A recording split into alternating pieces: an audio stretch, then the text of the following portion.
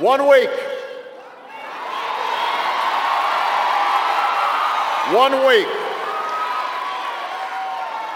After decades of broken politics in Washington, 8 years of failed policies from George Bush, and 21 months of a campaign that has taken us from the rocky coasts of Maine to the sunshine of California and everywhere in between, we are 1 week away from changing America.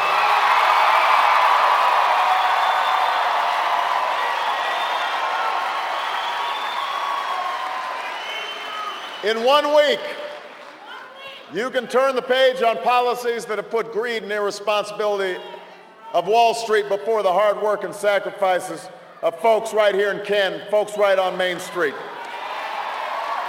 In 1 week, you can choose policies that invest in our middle class and create new jobs and grow this economy from the bottom up so that everyone has a chance to succeed, from the CEO to the secretary and the janitor, from the factory owner to the men and women on the factory floor, in 1 week.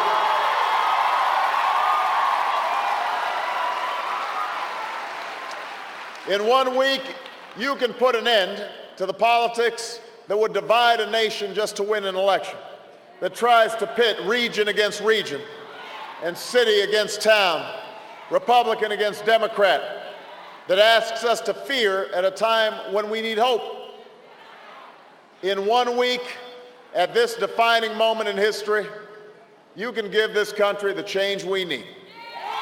You can do that. You know, we began this journey in the depths of winter nearly 2 years ago on the steps of the old state capitol in Springfield, Illinois, the place where Abraham Lincoln served for so many years. You know, and back then we didn't have much money and we didn't have many endorsements. We weren't given much of a chance by the polls or the pundits, and we knew how steep our climb would be. But I also knew this. I knew that the size of our challenges had outgrown the smallness of our politics. I believed that Democrats and Republicans and Americans of every political stripe were hungry for new ideas and new leadership and a new kind of politics, one that favors common sense over ideology, one that focuses on those values and ideals that we hold in common as Americans. Most of all, I believed in you. I believed in your ability to make change happen. I knew that the American people were a decent, generous people who were willing to work hard and sacrifice for future generations.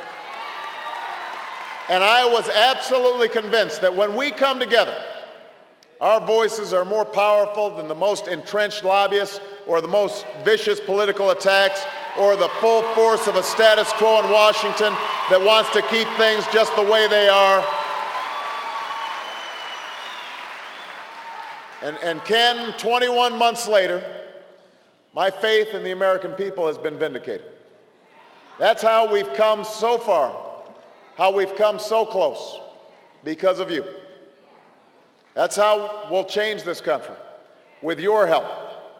And that's why we cannot afford to slow down or sit back.